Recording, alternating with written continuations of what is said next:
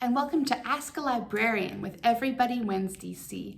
My name is Miss Aryssa, and I'll be the librarian answering your questions today. Today, we're going to be talking about some books I recommend for Mental Health Awareness Month. Did you know that May is Mental Health Awareness Month? That means that during the month of May, we try to talk more about the things going on inside ourselves, what makes us sad or mad or anxious or worried.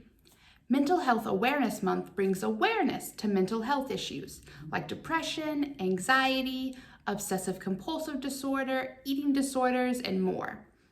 Today, I'm going to be talking about 3 picture books, 3 middle grade books, and 3 teen books that talk about mental health in age-appropriate ways and introduce readers to concepts of mental health and raise awareness for mental health issues. I hope that some of these will help you learn more about mental health awareness and the way our mental health impacts our whole lives. If you have questions, be sure to ask a trusted adult. Like our bodies and our physical health, we need to take care of our mental health too. Sometimes we can do that by doing exercise or making different choices or focusing on our breath. But like when you get the flu, sometimes you need medicine to treat your mental health as well. Let's start with some picture books about mental health. These are picture books, but they are great for all ages, but especially emerging readers. First up, we have Mindful Monkey, Happy Panda. This is a book that can teach you about what it means to be mindful or present in the moment, which is a great aspect of mental health. It helps instead of worrying about the future or the past. In this book, these 2 friends, Panda and Monkey, talk about what it means to be mindful and how being mindful can help us be happy. And it shows you ways you can work on it too. The next book is I Am Peace by Susan Vard, and this is all about dealing with the stress of the world when it feels like it's too much and letting go and trusting your mind and your inner peace. This is also a mindfulness book with beautiful illustrations, and it can help you find ways to find peaceful moments in every day. Our final picture book is Jack's Worry by Sam Zupardi. This is about a boy named Jack, you guessed it, who is preparing to sing or to play an instrument at his school music concert. His worry is a physical thing that follows him around and makes him feel anxious. But through tips and tricks from his family and friends, he learns to tamp down that worry and perform without worrying about perfection.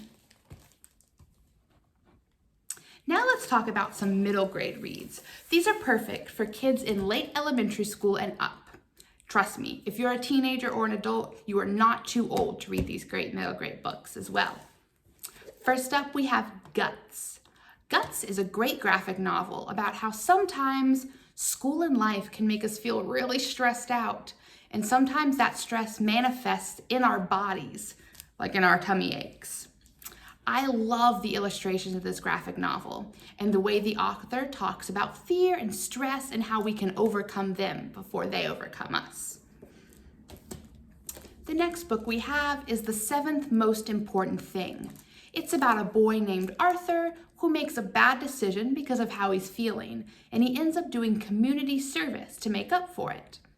This book is about what we think is trash, what we feel and what we do about it, and how we can work to handle our feelings in constructive ways. The 3rd middle grade book I have is The Girl with More Than One Heart. This is a book about a girl, Brianna, working through her grief after her father dies. It's a story about loss and what we find afterwards, and it does a great job of capturing how Brianna feels and what she's experiencing.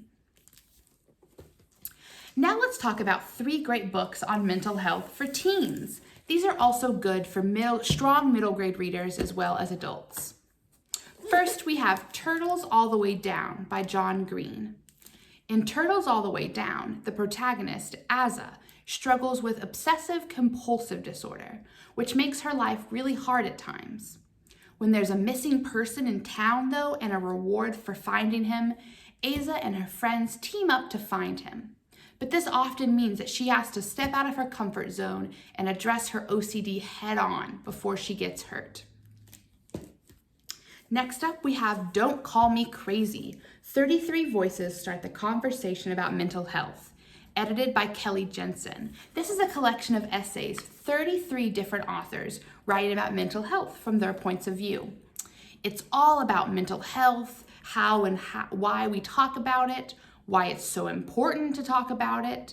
Some of the essays in here talk about battling depression, anxiety, eating disorders, and more. There are also great illustrations and definitions throughout. And finally, we have Darius the Great is Not Okay.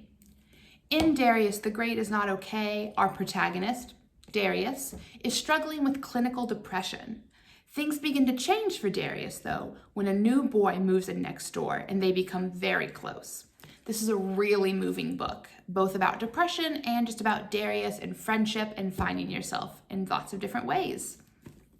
Thank you for joining me today for Ask a Librarian. Check the chat box below for the titles here we have, and then I hope you'll join me again. If you have any questions or topics that you would like us to cover, you can email communications@everybodywinsdc.